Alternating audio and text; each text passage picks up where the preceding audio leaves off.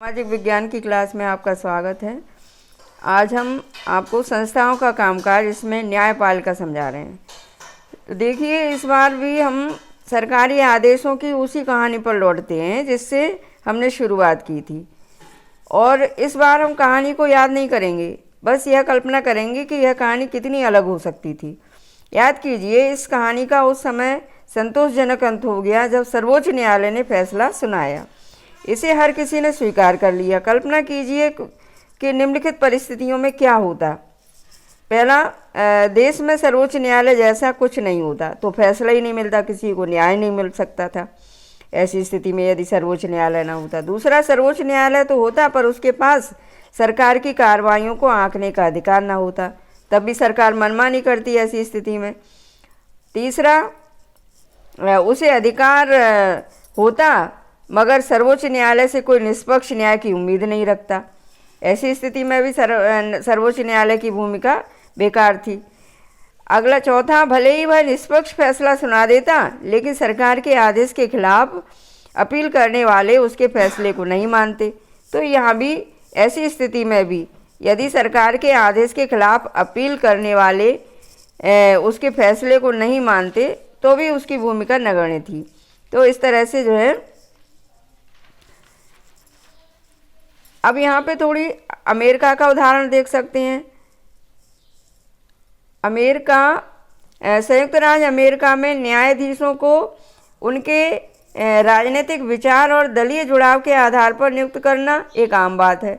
यह काल्पनिक विज्ञापन वहाँ सन 2005 में कार्टून के रूप में छपा। उस समय 2005 में राष्ट्रपति बुश अमेरिकी सर्वोच्च न्यायालय में मनोनयन के लिए विभिन्न उम्मीदवारों के नाम पर विचार कर रहे थे। और यह कार्टून न्यायालय की स्वतंत्रता के बारे में क्या कहता है? हमारे देश में इस तरह के कार्टून क्यों नहीं छपते? क्या यह हमारी न्यायपालिका की स्वतंत्रता को दर्शाता है? बात सही है। भारतीय न्यायपालिका पूरे देश के लिए सर्वोच्च न्यायालय, राज्यों में उच्च न्यायालय, जिला न्यायालय और स्थानीय स्तर के न्यायालय होते हैं। भारत में न्यायपालिका एकीकृत है।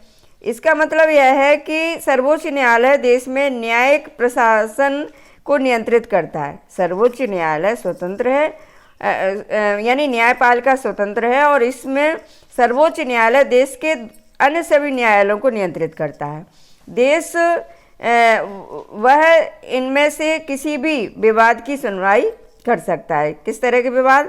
जैसे देश के नागरिकों के बीच के विवाद, नागरिकों और सरकार के बीच के, दो या उससे अधिक राज्य सरकारों के बीच के, केंद्र और राज्य सरकारों के बीच के, इस तरह के विवादों को जो है सर्वोच्च न्यायालय देखता है। यह फौजदारी और दीवानी के मामले में अपील के लिए सर्वोच्च संस्था है। यह उच्च न्यायालयों के फैसलों के खिलाफ सुनवाई कर सकता है। न्यायपालिका की स्वतंत्रता का मतलब है कि वह विधायिका और कार्यपालिका के नियंत्रण में नहीं है।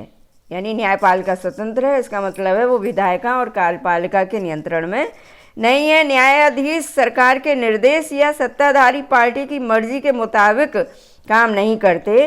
इसी वजह से सभी आधुनिक लोकतंत्रों में अदालतें विधायिका और कार्यपालिका के अधीन नहीं होती। भारत ने इस लक्ष्य को हासिल कर लिया है। राष्ट्रपति, सर्वोच्च न्यायालय और उच्च न्यायालयों के न्यायाधीशों को प्रधानमंत्री की सलाह पर सर्वोच्च न्यायालय के मुख्य न्यायाधीश के मशवरे से नियुक्त करता है। व्यावहारिक तौर पर अब इस व्यवस्था में सर्वोच्च न्यायालय के वरिष्ठ न्यायाधीश सर्वोच्च न्यायालय और उच्च न्यायालयों के नए न्यायाधीशों को चुनते हैं। इसमें राजनीतिक कार्यपालिका की दखल की गुंजाइश बेहद कम है। सर्वोच्च न्यायालय के सबसे वरिष्ठ न्यायाधीश को ही अमूमन मुख्य न्यायाधीश नियुक्त किया जाता है। यानी मुख्य न्यायाधीश किसको बनाया जाता है? सर्वोच्च न्यायालय के सबसे वरिष्ठ न्यायाधीश को।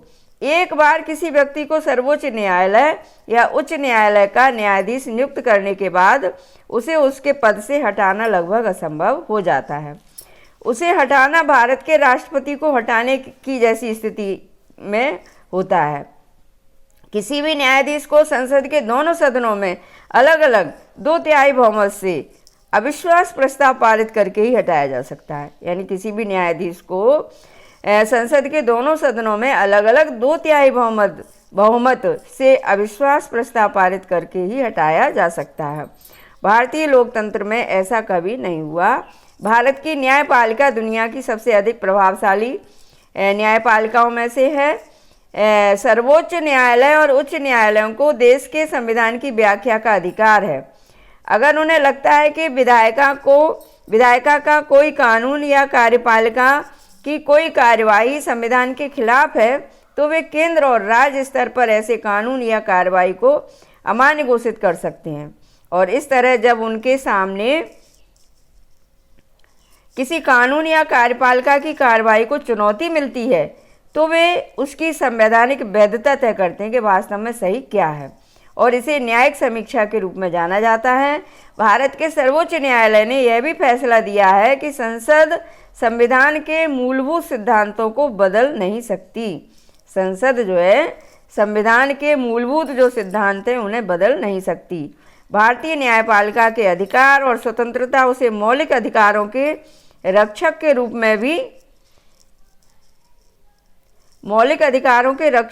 में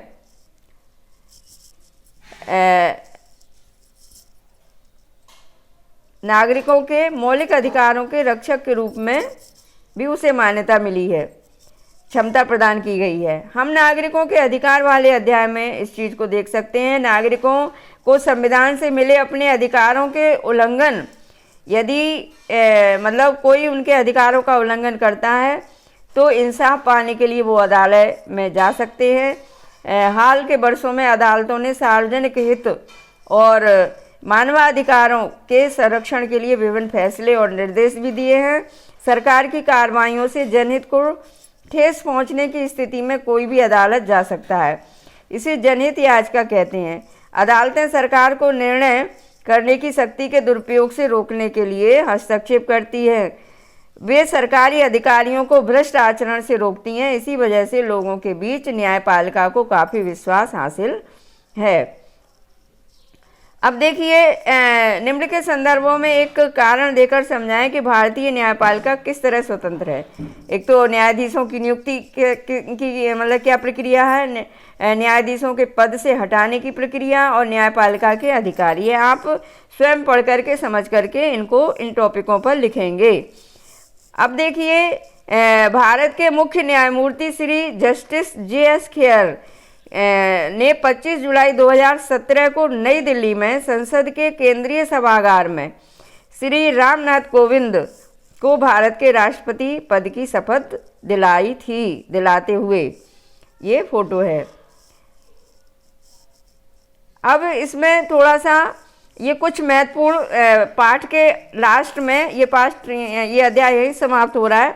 ये कुछ महत्वपूर्ण टॉपिकों को समझ लें। जैसे गठबंधन सरकार किसे कहते हैं। विधायिका में किसी एक पार्टी को बहुमत हासिल न होने की सूरत में 2 या 2 से अधिक राजनीतिक पार्टियों के गठबंधन से बनी सरकार। दूसरा, कार्यपालिका किसे कहते हैं। व्यक्तियों का ऐसा निकाय जिसके पास देश के संविधान और कानून के आधार पर प्रमुख नीति बनाने, फैसले करने और उन्हें लागू करने का अधिकार होता है। सरकार किसे कहते हैं। संस्थाओं का ऐसा समूह जिसके पास देश में व्यवस्थित जनजीवन सुनिश्चित करने के लिए कानून बनाने, लागू करने और उसकी व्याख्या करने का अधिकार होता है। किसके पास। सरकार के पास। व्यापक अर्थ में सरकार किसी देश के लोगों और संसाधनों को नियंत्रित और निगरानी करती है। न्यायपालिका एक राजनीतिक संस्था जिसके पास न्याय करने और कानूनी विवादों के निपटारे का अधिकार होता है। देश की सभी अदालतों को एक साथ न्यायपालिका के नाम से पुकारा जाता है। विधायिका जनप्रतिनिधियों की सभा जिसके पास देश का कानून बनाने का अधिकार होता है। कानून बनाने के अलावा विधायिका को कर बढ़ाने, बजट बनाने और दूसरे वित्त विधेयकों को बनाने का विशेष अधिकार होता है। कार्यालय ज्ञापन सक्षम अधिकारी द्वारा जारी पत्र जिसमें सरकार, यानी एक जारी पत्र है ये कार्यालय ज्ञापन सक्षम अधिकारी के द्वारा, जिसमें सरकार के फैसले या नीति के बारे में बताया जाता है। राजनीतिक संस्था देश की सरकार और राजनीतिक जीवन के आचार को नियमित करने वाली प्रक्रियाओं का समूह है। ये आरक्षण किसे कहते हैं? भेदभाव के शिकार वंचित पिछड़े लोगों और समुदायों के लिए सरकारी नौकरियों तथा शैक्षिक संस्थाओं में पद एवं सीटें आरक्षित करने की नीति। राज्य निश्चित क्षेत्र में फैली राजनीतिक इकाई जिसके पास संगठित सरकार हो और घरेलू तथा विदेश नीतियों को बनाने का अधिकार हो। सरकारें बदल सकती हैं पर राज्य बने रहते हैं, राज्य बना रहता है। बोलचाल की भाषा में देश, राष्ट्र और राज्य को समानार्थी रूप में प्रयोग किया जाता है। राज्य शब्द का एक अन्य प्रयोग किसी देश के अंदर की प्रशासनिक इकाइयों या प्रांतों के लिए भी होता है। इस अर्थ में जैसे राजस्थान, झारखंड, त्रिपुरा आदि भी राज्य कहे जाते हैं। तो बच्चों, आज ये अध्याय भी यहीं समाप्त हो गया है और आज की क्लास भी यहीं समाप्त होती है। धन्यवाद।